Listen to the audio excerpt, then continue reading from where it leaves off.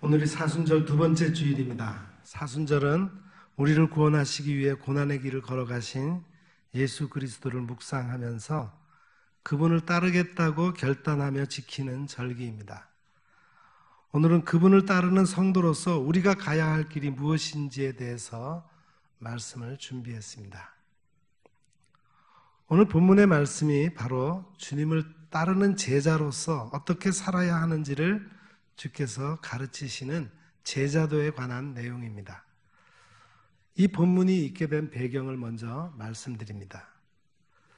예수께서 어느 날 제자들을 데리고 벳세다 25마일 북쪽에 있는 가이사라 빌립보라고 하는 마을로 가셨습니다.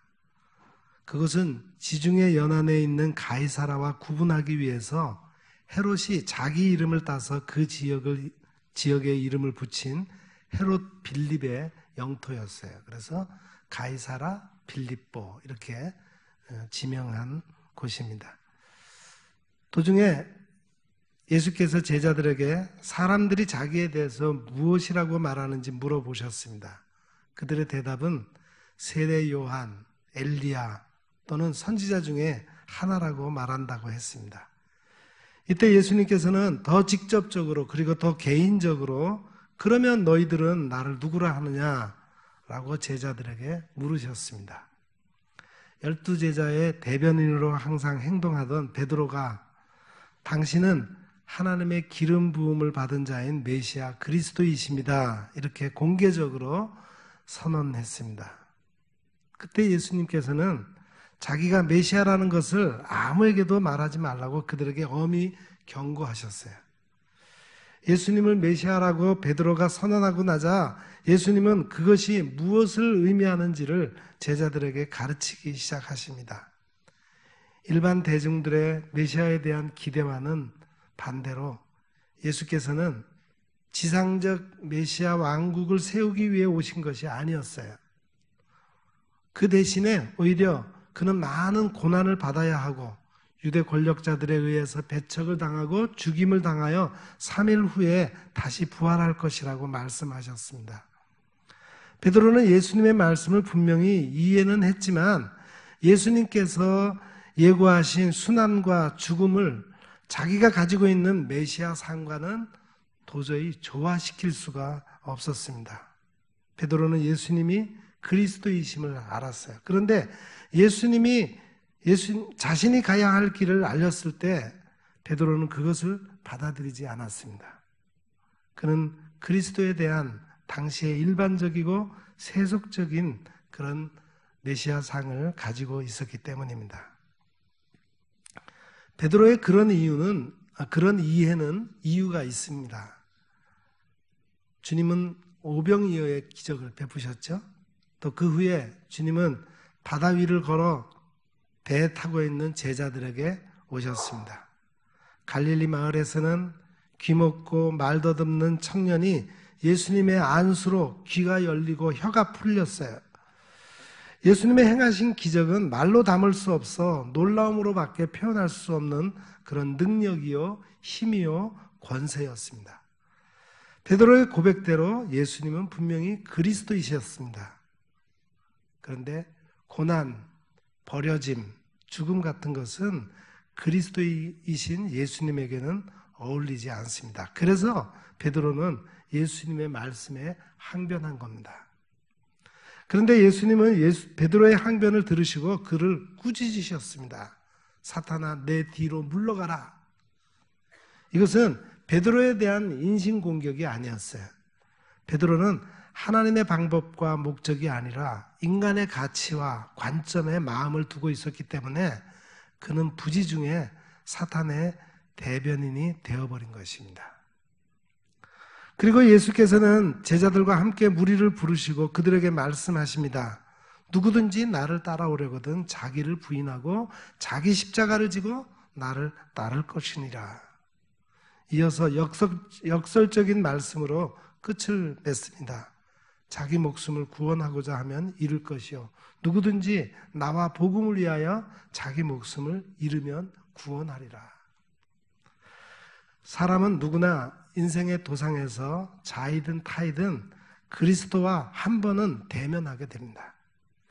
예수님 시대에서나 오늘 우리 시대에서 예수님을 따르고자 하는 사람들 간에 언제나 문제시되는 것은 예수님께서 요구하시는 것과 그를 따르는 사람들과 서로 상반되는 이해와 기대를 가지고 있다는 거예요. 그렇게 되는 이유는 그를 따르는 많은 사람들에게 메시아적 사명과 성격, 그 의미가 숨겨져 있을 뿐만 아니라 사람들이 자기 부인 없이 그를 따르려고 하기 때문입니다. 예수님을 따르는 사람들은 대부분 자신들의 생의 행복, 또 평안, 생의 성취를 위해서 그를 따릅니다. 예수님을 따르는 것이 예수님이 목적이 아니라 자기의 목적을 실현하기 위해서 예수님을 수단화하고 있다는 말입니다. 그러나 예수님은 자기를 따르는 사람들에게 그러한 이기적인 관심과 지상에서의 안전을 부정하십니다. 베드로는 예수님이 그리스도이심을 분명하게 고백했어요. 그러나 그리스도로서 가야 하는 십자가의 길에 항변함으로써 스스로 자신의 신앙 고백을 부인한 사람이 되었습니다. 예수님은 자신의 길과 인간의 길 간의 충돌 상황에서 참된 제자의 길이 어떤 길인지 대중을 향해 공적으로 분명하게 제시해 주신 것입니다.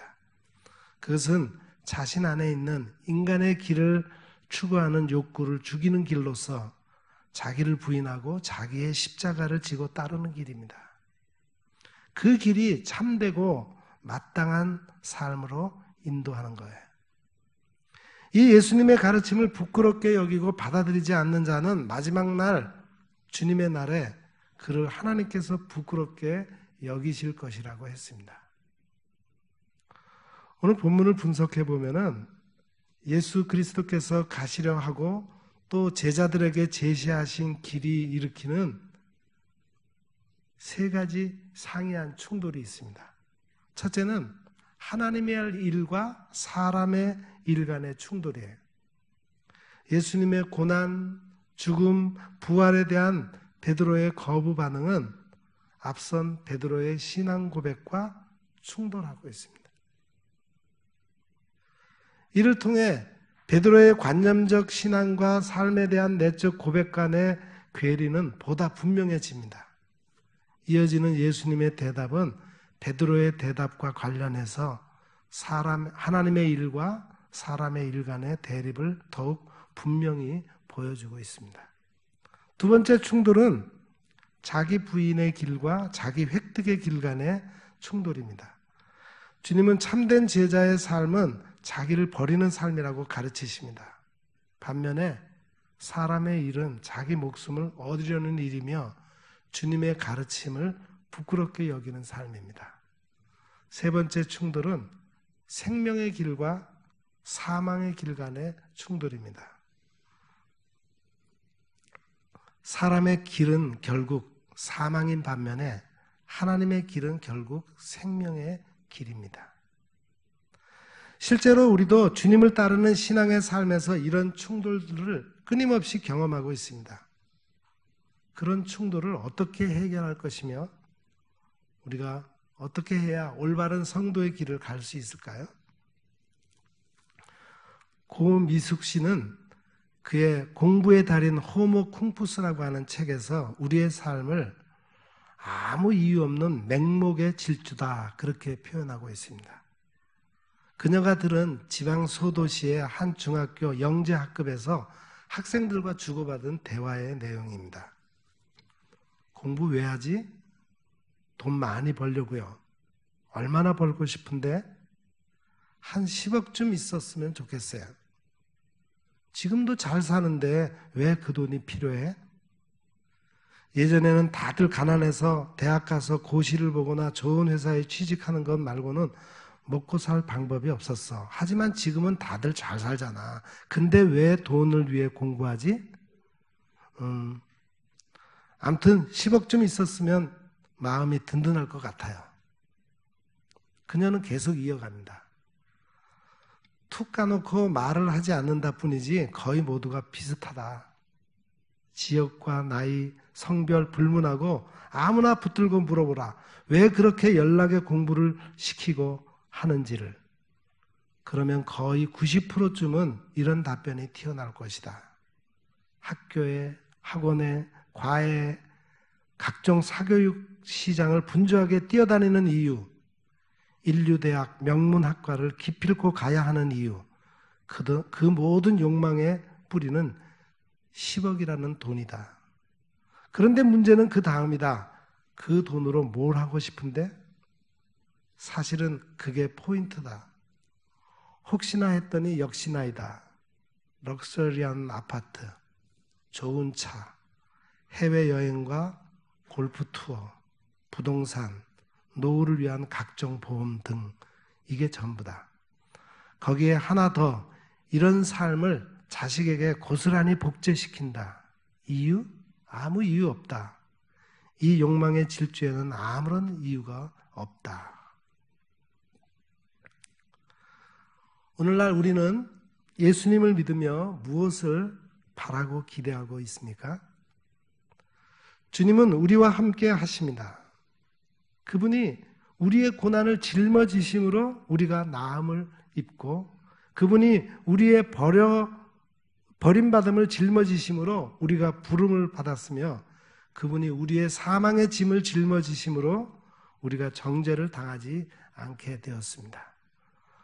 오늘 우리가 자유를 말할 수 있고 미움과 분열을 향해 화해와 사랑을 부르짖을 수 있는 것, 질병을 향해 꾸짖을 수 있고 사회의 어둠과 죄악을 향해 진리를 말할 수 있는 것은 예수님께서 우리의 짐을 짊어지셨기 때문입니다. 세상 속에서 우리의 경쟁력은 약할 수 있습니다. 그러나 우리는 그리스도 안에 있는 생명과 빛으로 행해 난 새롭고 참된 길로 초대를 받습니다. 그 길이 바로 십자가의 길입니다. 오늘 주님은 자신의 길을 말씀하십니다. 그리고 그 길로 우리를 초청하십니다. 누구든지 나를 따라오려거든 자기를 부인하고 자기 십자가를 지고 나를 따를 것이니라. 누구든지 자기 목숨을 구원하고자 하면 잃을 것이요 누구든지 나와 복음을 위하여 자기 목숨을 잃으면 구원하리라. 누구든지 나를 따라오려거든 자기를 부인하고 자기 십자가를 지고 나를 따를 것이니라. 그렇게 말씀하셨습니다. 여기에는 부정과 긍정이 있습니다. 먼저 부정으로는 자신을 결정적으로 부인해야 한다는 거예요.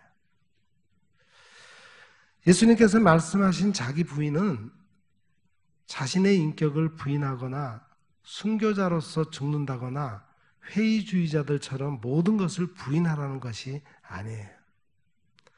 예수님께서 말씀하신 깊은 뜻은 오히려 자기 중심성의 우상과 이기주의적 동기에서 자신의 삶을 규정짓고 방향 지으려고 하는 그 모든 시도에서 벗어나는 거예요. 즉 자아 부정을 의미합니다. 자아 부정이라는 말은 심리학적인 관점에서 모순이 있는 것처럼 이해됩니다. 심리학에서 상한 인격의 치유는 상실한 자아를 다시 발견하는 것입니다. 상처 입은 사람들의 대부분이 자아 상실로 인한 정서적 혼란으로 고통을 받습니다. 진정한 치유는 상실한 참 자아를 발견한 후 그 자아가 억압되거나 체면과 허세에 의해 위장되지 않고 자기 자신으로서 엄연한 주체로서 살아가는 것입니다. 사람들이 자신의 뜻을 숨기거나 포기할 때 다음과 같은 몇 가지 경우가 있어요. 첫 번째 경우는 어린 시절부터 엮이는 가정에서 자라서 진정한 자기 자신을 억압하고 숨기면서 자신의 생존을 위해 다른 사람의 눈치와 다른 사람의 평가에 얽매여 그들의 비위에 맞춰가면서 살아가는 자기 부인의 삶이 있습니다. 그 안에 자기가 없죠? 두 번째는 경제적 이해득실에서 일시적으로 이득과 처세를 위해 자기 자신과 자기 주장을 숨기고 상대방의 뜻을 따르는 경우입니다. 그 다음 세 번째 경우는 분명히 자기 정체성을 갖고 당당히 자기 주장을 표현하며 살아가다가 인생의 도상에서 그리스도를 만나 그 안에서 하나님의 뜻을 깨닫고 자기의 주장과 뜻을 포기하고 하나님의 뜻을 받아들이는 것입니다. 예수님께서 말씀하신 자기 부인이라고 하는 것은 지금까지 말씀하신 세 가지 경우 중에서 세 번째 경우에 속하는 거예요.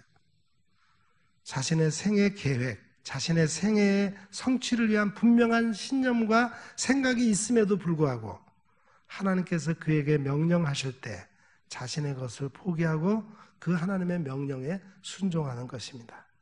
다시 말씀드리면은 자신의 신념, 인생관을 절대시하지 않는다는 겁니다. 다음에 긍정적으로 주님이 말씀하셨습니다. 자기 십자가를 져야 한다는 거예요. 십자가를 진다는 것은 원래 유대인들의 상징이 아니었습니다. 그것은 십자가라고 하는 것은 로마 시대의 형틀로서 그 상징을 통해 연상되는 장면은 강압에 의해서 십자가를 지고 도시를 지나 자기 처형 장소까지 감으로써 로마에 자신이 복종한다는 것을 보여주는 일종의 구경거리가 되어버린 죄인의 모습입니다. 자신의 십자가를 진다는 것은 자신이 전에는 반항했던 그 권위에 굴복하고 복종한다는 것을 공식적으로 입증하는 거예요. 하나님의 뜻에 예수께서 복종하신 것은 하나님의 요구에 마땅히 응답하신 것입니다. 예수님은 그렇게 하는 것이 영원히 사는 길임을 자신의 삶을 통해서 우리에게 보여주셨습니다. 그리스도의 순환에 숨겨져 있고 부활의 영광에서 밝히 드러난 그리스도의 메시아적 사명과 성격은 그리스도를 따르는 사람들에게 올바르게 이해되지 않곤 합니다. 한편 그리스도의 순환과 부활이 너무 교리화되어 있어서 그리스도인들에게 그리스도인으로서의 삶의 문제가 언제나 왜곡되어 나타나곤 합니다. 교회에서 강조되는 것은 예수 그리스도의 십자가를 믿으면 구원받고 평안을 누리다가 나중에 죽으면 부활한다는 것입니다. 이것이 잘못된 것은 아닙니다. 그러나 그것보다 더 중요한 것은 그 사이에 있는 그리스도를 따르는 과정입니다. 예수 그리스도를 믿는 삶이 이 현실의 생애의 여정에서 구체적으로 실현되어 가야 할 사항임을 우리는 망각하고 있습니다. 그리스도를 따르는 것은 인생의 여정에서 이루어져 가야 하는 과제예요. 그 여정에서 끊임없이 자기 부인을 해가면서 그를 따라야 합니다. 그리스도인으로서 살아간다는 것은 인생의 여정에서 전혀 다른 방식으로 생을 살아간다는 것을 의미하고 있습니다. 미국 연방정부의 고위 관료이자 주 소독대사였던 아더 번즈는 상당히 비중 있는 인물이었다고 합니다. 중간 정도의 키와 은빛 곱슬머리 그리고 파이프로 상징되는 그는 아이젠하워에서 로널드 레이건에 이르는 수많은 대통령의 경제 자문관으로 활약을 했어요. 그의 의견은 무게 있게 다루어졌고 워싱턴 정가는 거기에 귀를 기울이곤 했습니다. 그에 관한 다음과 같은 일화가 있어요.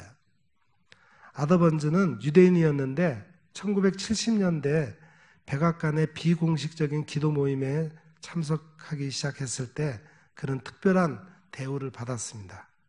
사실상 그 모임에서 아무도 그를 어떻게 대해야 할지 몰랐으며 매주 돌아가면서 한 사람이 그 모임의 마무리 기도를 했는데 번즈는 거기에서 줄곧 면제되었습니다.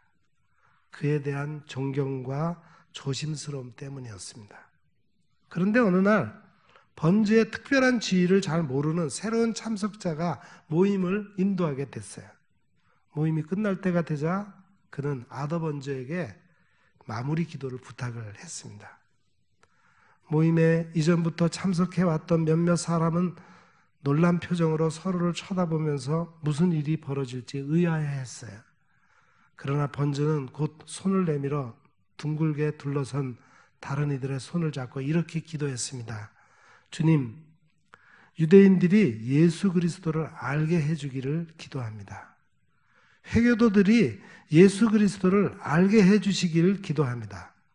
끝으로 주님, 그리스도인들이 예수 그리스도를 알게 해주시기를 기도합니다. 아멘. 그 후 아더벤저의 기도는 워싱턴에서 전설적인 기도가 되었습니다.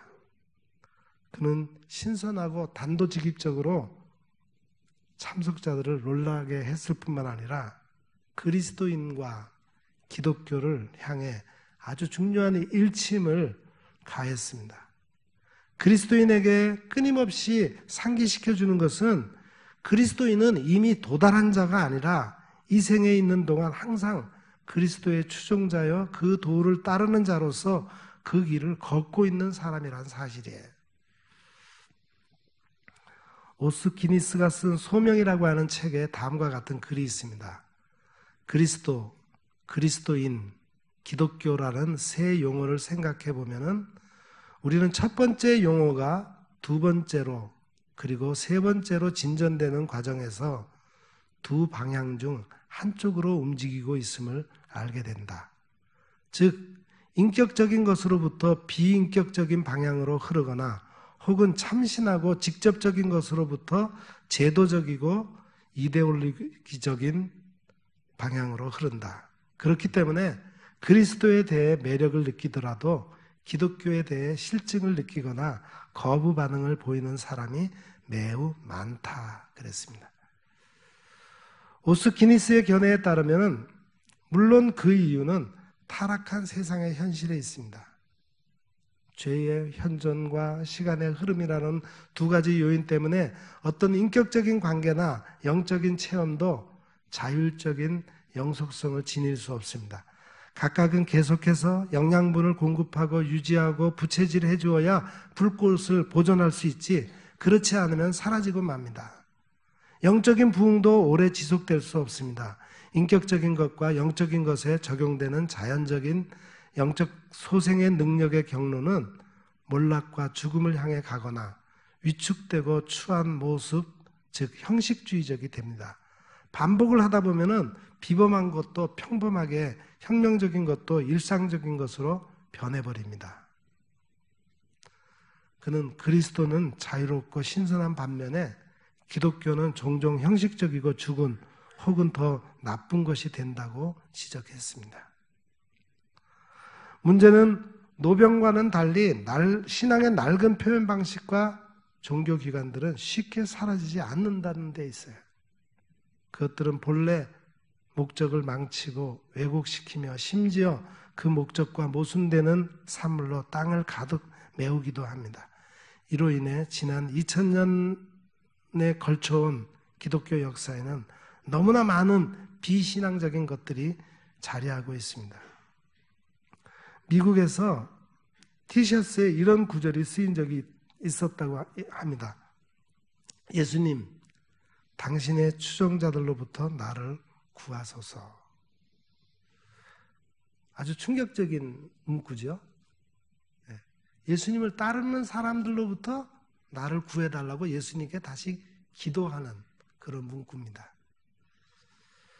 오스키니스는 말하기를 다행스럽게도 그리스도의 제자 중에는 그리스도인의 정신에 따라 살면서 사람들을 그리스도에게로 인도하는 이들이 어느 정도는 있지만 그러나 슬픈 사실은 전반적인 교회사는 종종 교회가 그리스도의 모범에서 이탈하고 기독교가 그리스도를 선전하기보다는 스스로가 정죄하는 악한 모습을 공공연하게 보여온 이야기가 더 많다. 그렇게 기독교 역사의 잘못된 점을 지적하고 있습니다. 에라스무스는 그의 동시대인에게 당시에 더욱 타락한 세대에 대해서 이렇게 상기시켰습니다. 터키인을 기독교로 개종시키려 한다면 우리가 먼저 그리스도인이 되어야 한다. 겉모습으로 그리스도인만 될 뿐만 아니라 진정한 예수님께서 원하시는 예수님을 따르는 그리스도인이 되어야 한다는 것입니다. 오스왈드 챔버는 하나님이 나를 변화시킨 것이 너무 놀라워서 나는 그 어떤 사람도 단념할 수 없다 그랬습니다. 사랑하는 성도 여러분, 사람으로 태어나서 한번 해볼 만한 일이 있다면 그리스도를 따르는 것이고 그리스도인이 되어가는 일입니다. 그런데 그 길이 바로 자기 부인의 길입니다. 이것은 이 세속 사회에서 전능하신 하나님을 신뢰하는 믿음의 행위고 이 현실에서 영원한 생명을 추구해가는 길입니다. 성도 여러분, 올 한 해도 우리는 예수 그리스도를 구체적으로 따르는 삶을 살아야 하겠습니다. 그분을 따르는 삶은 자기를 부인하고 자신의 십자가를 지는 것입니다. 우리 모두 그 길을 따르는 모든 성도가 되기를 바랍니다. 기도하겠습니다. 사랑의 하나님, 오늘 말씀을 통해 우리가 따라야 할 길은 주님이 보여주신 자기 부인의 길이요 십자가를 지는 길임을 깨달았습니다. 이제는 우리가 마땅히 내 생의 목적을 이루기 위한 수단으로서의 신앙이 아니라 하나님의 뜻 앞에 내 뜻을 내려놓고 자기를 부인하며 십자가를 지는 길을 가게 하옵소서. 예수님의 이름으로 기도드립니다. 아멘.